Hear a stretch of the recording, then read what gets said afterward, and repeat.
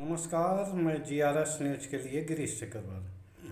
आज के इस ब्लॉग में मैं बात करना चाहूँगा उस वायनाड की जिसने कि प्राकृतिक आपदा के कारण सैकड़ों लोगों को न सिर्फ खोया है बल्कि इस प्राकृतिक आपदा के कारण अरबों रुपए की संपत्ति मिट्टी में मिल गई है। इस प्राकृतिक आपदा का कोई रोकने का कोई खास तोड़ नहीं है, लेकिन अगर समय से सूचना मिल जाए तो निश्चित तौर पर आने वाले नुकसान को कुछ कम किया जा सकता है। हालांकि बदलते समय में तमाम तरह के संसाधन हमारे पास हो गए हैं और जो कि तकनीकियाँ हैं जिससे कि पूर्वानुमान सटीक पूर्वानुमान लग जाता है और उस अनुमान के आधार पर राज्य सरकारें, केंद्र सरकारें या लोग उन नुकसान को कम कर सकते हैं। जैसा कि गृह मंत्री ने सदन में ये बताया कि भारत विश्व में उन इन्हें गिने देशों में शामिल है जिसके के पास आपदा को पूर्वानुमान की एक उन्नत तकनीक है। निश्चित तौर पर ये देश के लिए गर्व की बात है, लेकिन अगर उसी तकनीक के सहारे अपना राजनीतिक दांव खेला जाए और उस दिशा में काम किया जाए कि जो हमारे साथ उसके साथ हम, तो इस सूत्रवाद की तो निंदा ही की जानी चाहिए। जैसा कि ये बात केरल दौरे में लौट कर आए राहुल गांधी ने, वहाँ के मुख्यमंत्री जी विजयन ने स्पष्ट तौर पर कही कि सरकार का इस बारे में कोई अलर्ट नहीं आया और न ही इस संबंध में कोई सूचना दी गई थी। जबकि 2 दिन पूर्व सदन में खड़े होकर देश के गृह मंत्री अमित शाह ने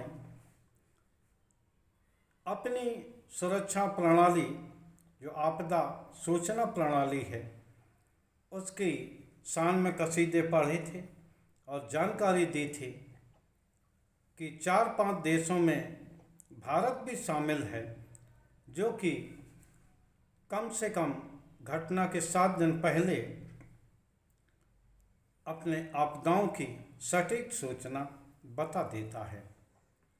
निश्चित तौर पर सदन के लोगों को और देश के अन्य लोगों को भी काफ़ी खुशी हुई होगी, लेकिन जब हम इसके पीछे छिपी राजनीति देखते हैं तो ये लगता है कि जो राजनीति सेवा का माध्यम हुआ करती थी, वो राजनीति आज सत्ता और सिर्फ अपनी सत्ता बनाने का माध्यम बन गई है, जिसकी कि जितनी आलोचना की जाए वो कम है। गृह मंत्री ने दावा किया था कि उन्होंने 23 जुलाई को ही इस संबंध में केरल सरकार को सूचना दिया था। 24 को सूचना दी थी, 25 को दी थी, 26 तारीख को सूचना दी थी और केरल सरकार ने इस संबंध में कुछ नहीं किया, जिसके के कारण सैकड़ों लोगों को अपनी जान से हाथ धोना पड़ा और अरबों रुपए की संपत्ति नुकसान है। निश्चित तौर पर ये एक ऐसा आरोप था जिसको लेकर केरल सरकार सवालों के घेरे में आ गई थी।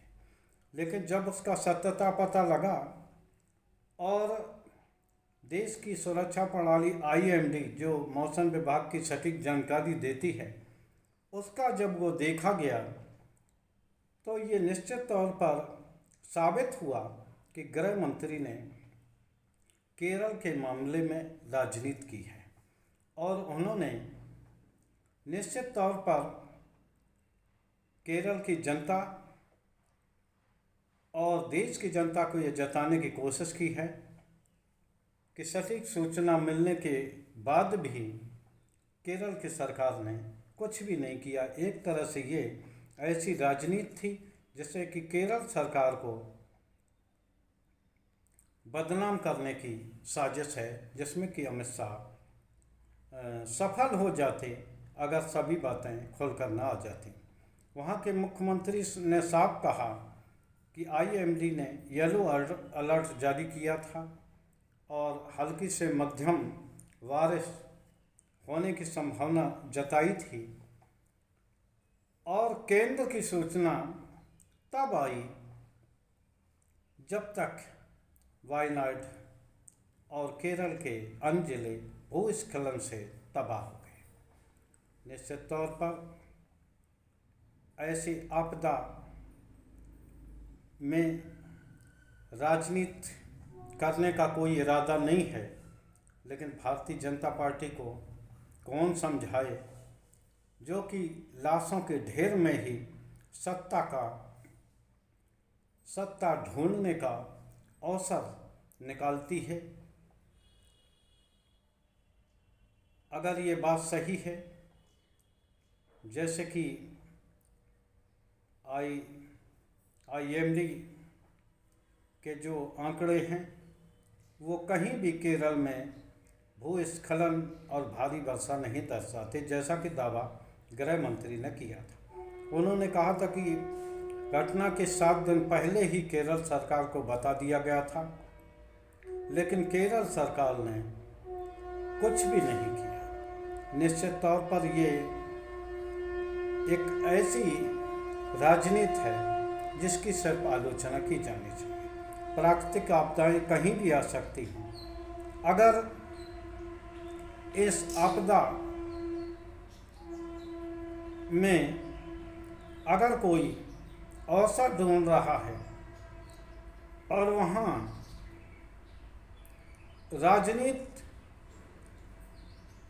के सहारे सत्ता तलाशने की कोशिश कर रहा है, निश्चित तौर पर यह एक निंदनीय है जो कि भारतीय जनता पार्टी ने इस संबंध में केरल में की है। आईएमडी के आंकड़े तो झूठ नहीं बोलेंगे, जिसमें कि लगातार येलो अलर्ट दिखाई दे रहा था और येलो अलर्ट में कुछ भी करने की ज़रूरत नहीं पड़ती। वहाँ भारी वर्षा की भी संभावना नहीं जताई थी, ना वो रेड अलर्ट इलाका उसको रखा गया था।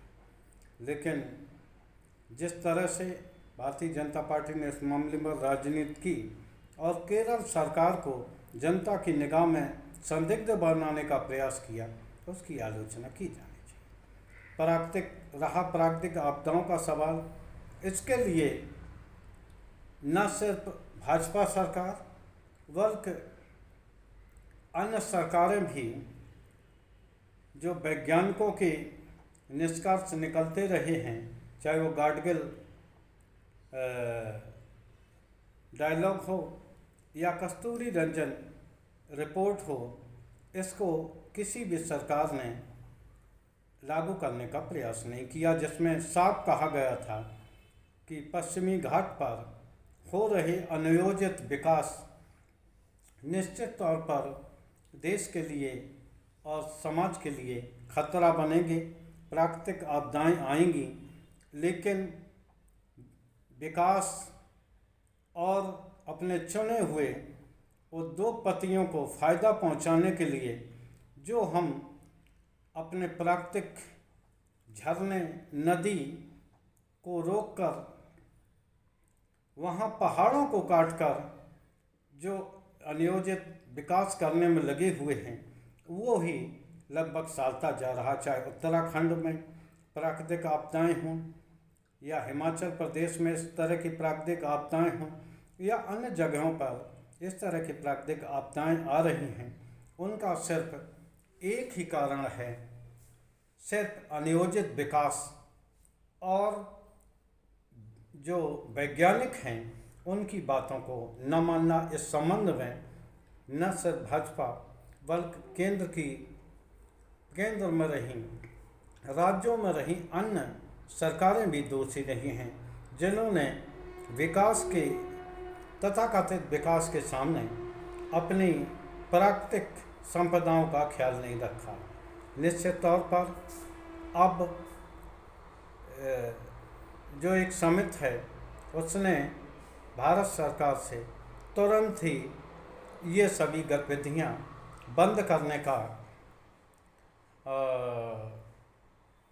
सुझाव दिया है। देखना यह है कि भारतीय जनता पार्टी इस संबंध में क्या निर्णय लेती है। लेकिन केरल मामले में जो देश के गृह मंत्री ने देश के साथ यहाँ तक कि सदन में झूठ बोला, उसको लेकर कांग्रेस एक विशेषाधिकार हनन प्रस्ताव लाएगी राज्यसभा में। इसकी घोषणा कांग्रेस नेता सांसद जयराम रमेश ने की है। निश्चित तौर पर कोई भी इतने भी बड़े पद पर हो, लेकिन अगर उसने उसके माध्यम से अपनी राजनीति को बचाने के खातिर झूठ बयानी की है, निश्चित तौर पर उन पर ऐसी कार्रवाई होना ही चाहिए। आज के ब्लॉग में इतना ही। जय हिंद, जय भारत।